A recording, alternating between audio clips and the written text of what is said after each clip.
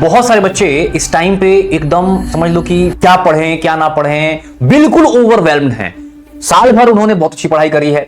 ऐसे अभी भी मेरे पास बच्चों के मैसेज आ रहे हैं, यूट्यूब वीडियोस पे कमेंट्स आ रहे हैं कि सर ये करवा दो, सर वो करा दो। मैंने बहुत सारी प्लानिंग की थी, बहुत सारी प्लानिंग करी थी कि ये भी करवा दूंगा वो भी करवा दूंगा। नहीं होती है बहुत सारी चीजें बच्चों। आप भी सोचते हो कि ये कर लेंगे वो कर लेंगे, बहुत सारी चीजें नहीं होती अपने से। ठीक है, तो इसके लिए टेंशन लेने की जरूरत नहीं है। अब ये मान के चलना है अपने को कि जो भी हमने किया है परफेक्ट किया है, बेस्ट किया है, टेंशन अब नहीं लेना है।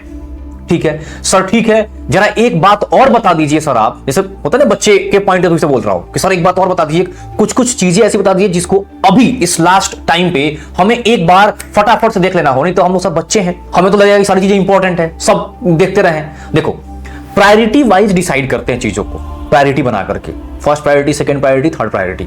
तो जानते हो सबसे पहले क्या करो, फर्स्ट प्रायोरिटी में आप एक बार उन चैप्टर का रिकैप कर लो, फिजिक्स में, केमिस्ट्री में, बॉटनी में, जूलॉजी में, जो मोस्ट इंपॉर्टेंट है। ठीक है, मैं आपको वो मोस्ट इंपॉर्टेंट चैप्टर का लिस्ट बता देता हूं, मेरे पास है ऑलरेडी। ठीक है, देखो केमिस्ट्री में केमिकल बॉन्डिंग को फटाफट से आप रिवाइज कर लो, कोऑर्डिनेशन कंपाउंड जो होता है उसको रिवाइज कर लो, जीओसी देख लो एक बार, एटॉमिक स्ट्रक्चर जो है उसको देख लो, हाइड्रोकार्बन। एटॉमिक स्ट्रक्चर में भी पता है क्वांटम नंबर वाला पार्ट थोड़ा ज्यादा देखना, और उसमें जो फॉर्मूले होते हैं, रेडियल नोड है ना, एंगुलर नोड, टोटल नोड है ना, ऑर्बिटल का नंबर, इलेक्ट्रॉन का नंबर, कौन सा इसमें से जो क्वांटम नंबर का अरेंजमेंट है गलत है, पक्का क्वेश्चन पूछता है वहां से, ध्यान देना।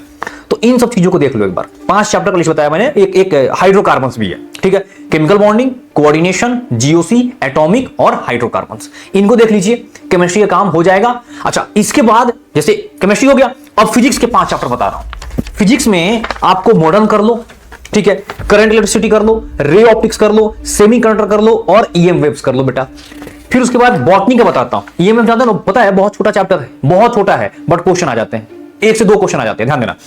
बॉटनी की बात करते हैं, इकोलॉजी कर लो, प्लांट फिजियोलॉजी कर लो, प्लांट डाइवर्सिटी देख लो एक बार। ठीक है, सेल बायोलॉजी और प्लांट रिप्रोडक्शन देख लीजिए। ठीक है, जूलॉजी की बात करूं तो आप जूलॉजी में बायोटेक्नोलॉजी वाला पार्ट जो होता है ना, जिसमें कि प्रिंसिपल और एप्लीकेशन 2-2 चैप्टर्स हैं, उसको आप देख लीजिए। बहुत सारे क्वेश्चन आते हैं भाई, बहुत सारे, आप खुद जानते हो बहुत सारे क्वेश्चन आते हैं। ह्यूमन रिप्रोडक्शन देख लीजिए, है ना, ह्यूमन हेल्थ देख लीजिए और बायोमोलिक्यूल। ठीक है, तो कहने का मतलब यह है कि अपने पास इन चैप्टर्स का जो 5 चैप्टर्स हैं, ये समझ लो कि हाईली स्कोरिंग चैप्टर्स हैं। इसको मैंने इसलिए बता दिया कि एक बार ये चीज मेरे दिमाग में चले जाना चाहिए कि हाँ आई एम डूइंग समथिंग। जैसे होता है ना कि सर बैठ गए हैं, अब क्या करें, बहुत पैनिक हो रहा है, तो कुछ काम करें।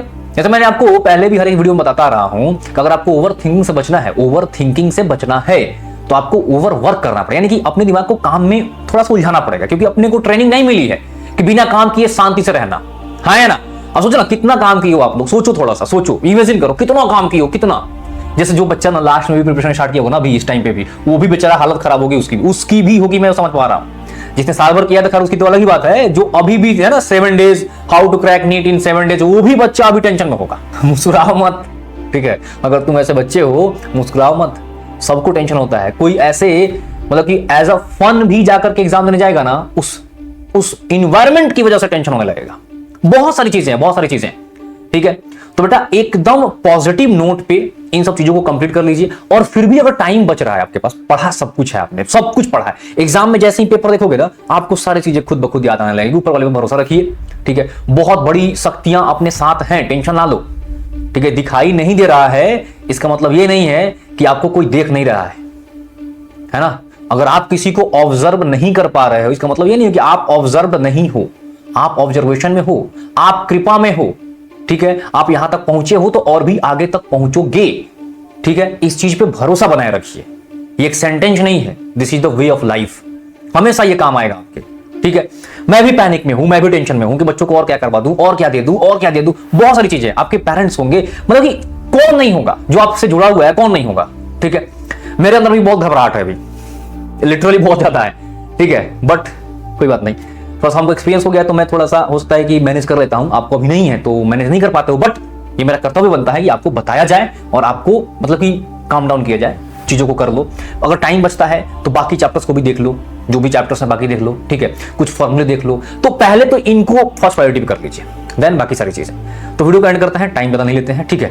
नमस्कार, जय हिंद, जय भारत, बाय बाय बच्चों।